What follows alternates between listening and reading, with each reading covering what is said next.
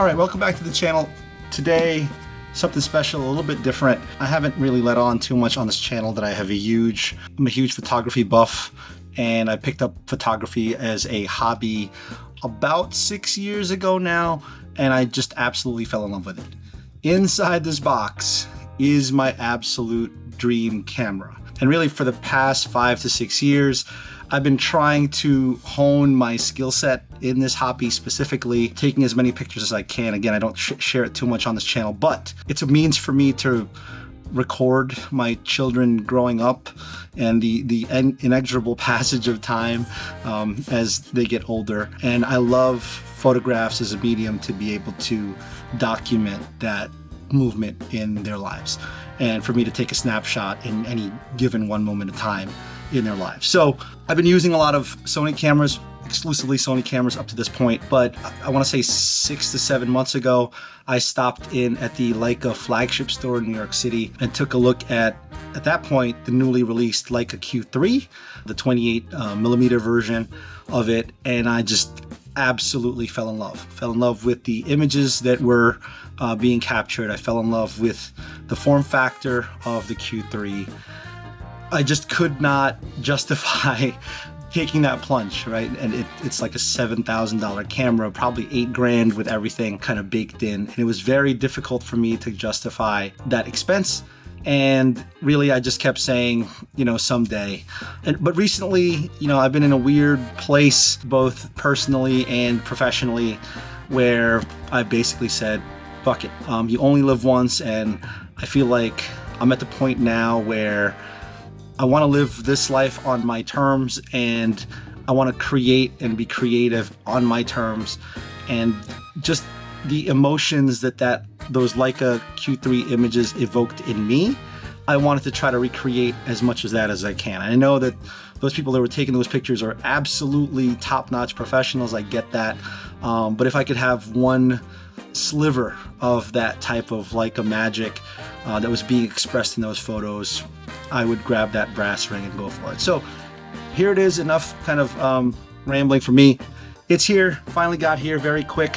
B&H, as always. I would have picked it up from New York City myself, but I didn't want to pay the extra $100 in taxes to cross the river to go pick it up when I could get it like literally for free. And this knife is super dull. So yeah, this is the grand unboxing. And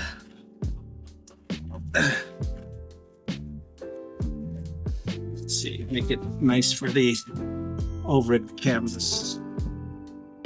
Okay, got a lot of, I can imagine that you do that. Have a lot of air bags. Here it is. Like a Q3. Wow.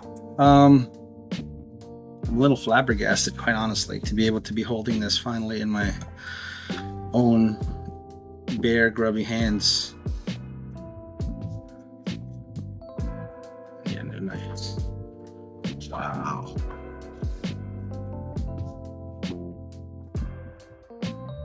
I mean, it's gorgeous packaging. Gorgeous, absolutely gorgeous packaging. Handcrafted in Germany, Wetzlar, Deutschland is what it says there. Yeah, I'm a little overwhelmed. I'm kind of like a kid, getting his Sega Genesis or Super Nintendo for Christmas. Except Santa didn't deliver this for free. I'm really bad at unboxings, guys, sorry.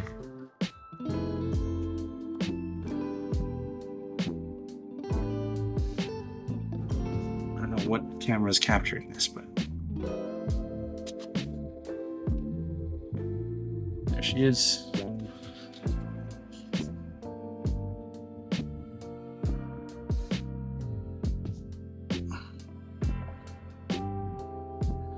Absolutely gorgeous. Gorgeous, gorgeous, gorgeous, gorgeous. Again, what I really fell in love with it when I was at the Leica store was the form factor. I know people complain that it's a little front heavy, but I like that. I kind of like the fact that you kind of have to support it on the front element of it. I mean, it's just a gorgeous looking camera. FX3 would focus.